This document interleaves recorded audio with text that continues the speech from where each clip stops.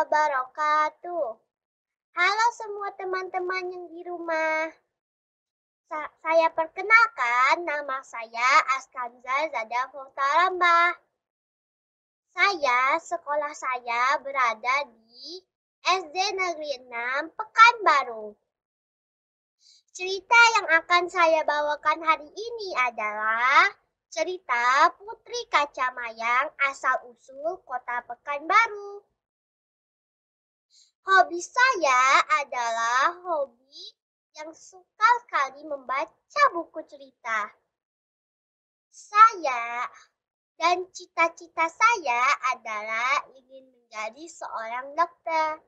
Nah, pengen tahu cerita tentang Putri Kacamayang ini? Yuk kita dengar. Pada zaman dahulu, di tepi Sungai Siak berdirilah sebuah kerajaan yang bernama Kerajaan Gasip. Kerajaan Gasip mempunyai panglima yang gagah perkasa dan disegani semua orang, yang bernama Panglima Gimpam.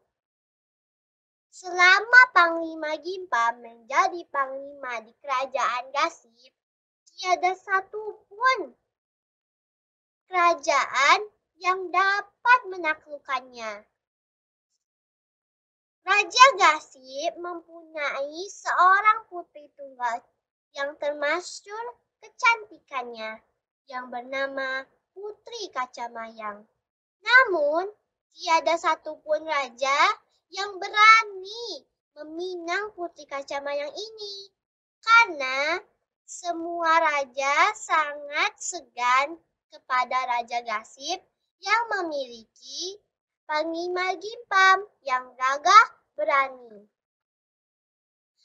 Pada suatu hari, Raja Aceh memberanikan dirinya untuk meminang Putri Kacamayang. Maka diutusnya 2 orang panglimanya untuk menghadap Raja Gasip.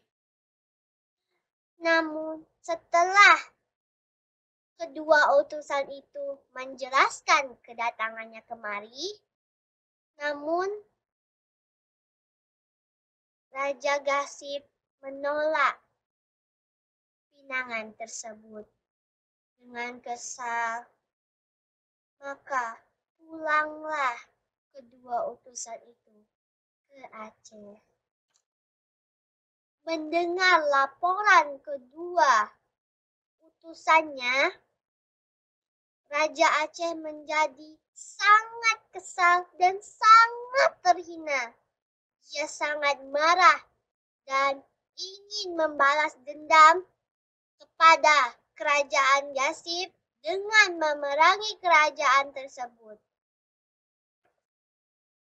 Karena Raja Gasip telah mengenal sifat Raja Aceh, maka dipersiapkannya pasukan perang untuk menyerang Kerajaan Aceh. Panglima Gimpam memimpin pasukan tersebut. Mereka sekarang berada di sekitar muara Sungai Siak. Rupanya segala persiapan Kerajaan Gasip diketahui oleh Kerajaan Aceh bahwa Panglima Gimpam berada di Kuala Gasip. Lalu, para pasukan Aceh mencari jalan lain untuk masuk ke Gasip. Maka dipaksanya seorang pemuda yang tahu seluk-beluk negeri Gasip. Awalnya pemuda itu tak ingin mengkhianati negerinya. Maka siksaan yang diterimanya membuat pemuda itu terpaksa harus memberi petunjuk ke negeri Gasip melalui jalan darat. Dengan melalui jalan darat, pasukan Aceh telah ke negeri dan pasukan Aceh memasuki negeri Gasip tanpa harus melewati pasukan Panglima Gimpam dan anak buahnya. Pada saat prajurit Aceh memasuki negeri Gasip dan menyerang penduduk, Raja Gasip tidak mengetahui bahwa musuhnya telah menyerang penduduk dan kampungnya. Raja Gasip sedang bercengkrama dengan keluarga di istana. Ketika prajurit Aceh telah memasuki halaman istana, barulah Raja Gasip sadar. Namun perintah untuk melawan sudah terlambat. Para pengawal sudah tewas di ujung Rencong Aceh. Istana dengan mudah dikepung. Dan Raja Gasip tidak dapat berbuat apapun selain berdiri di tempat saja.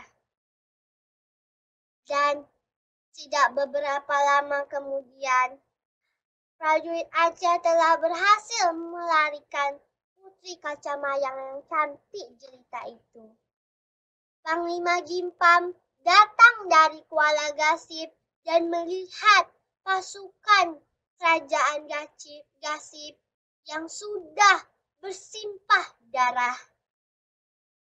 Panglima Gimpam sangat marah dan bersumpah untuk membalas kekalahan kerajaan Gasip serta membawa kembali Putri Kacamayang ke istana.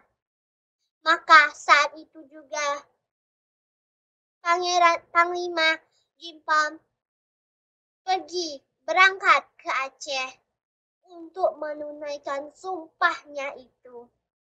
Dengan kesaktiannya, tidak beberapa lama kemudian, maka Panglima Gimpam pun sampai ke Aceh. Prajurit Aceh telah menyiapkan diri untuk menyambutnya.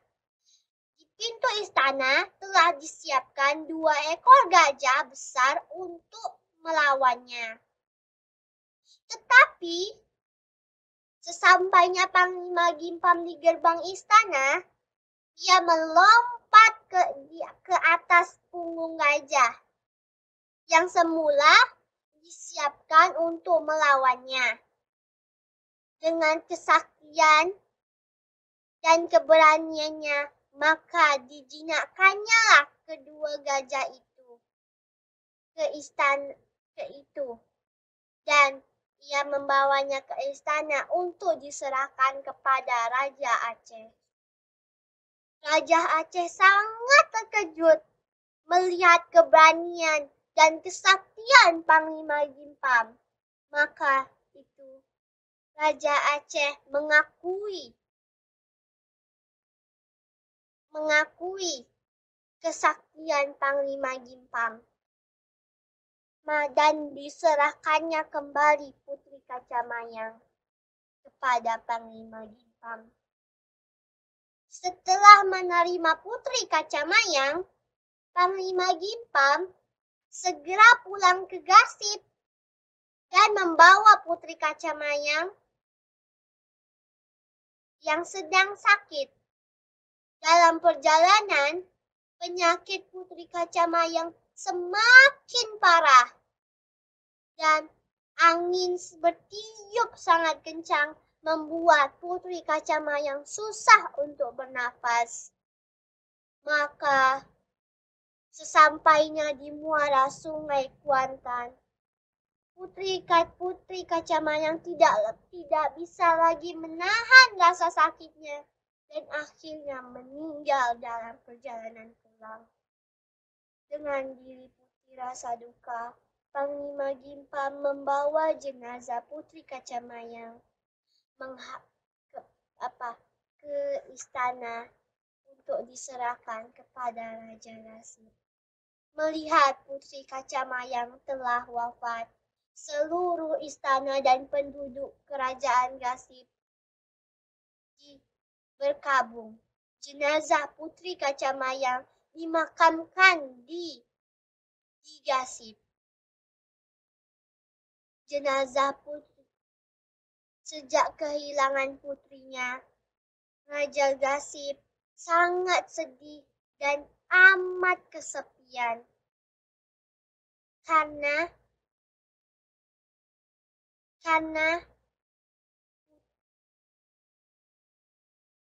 untuk menghilangkan bayangan putri yang dicintainya, maka Raja Gasip memutuskan untuk meninggalkan istana dan menyepi di Gunung Ledang, Melaka.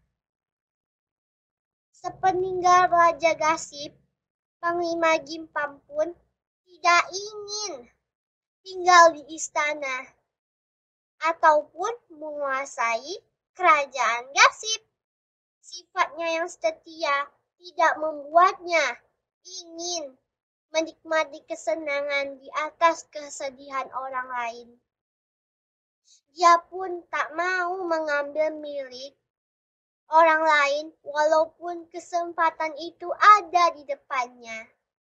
Akhirnya atas kehendaknya sendiri, Panglima Gimpang berangkat meninggalkan Gasip dan membuka sebuah perkampungan baru yang dinamakan Pekanbaru. Sejak saat itu, makam Panglima Gimpang dapat disaksikan di Hulu Sair, sekitar 20 km dari kota Pekanbaru. Nah, adik-adik, mau tahu pesan moralnya apa? Pesan moralnya, kita tidak boleh bersenang-senang di atas penderitaan orang lain. Dan kita tidak boleh menikmati segala kemewahan orang lain karena itu bukan hak milik kita. Dengan demikian, terima kasih.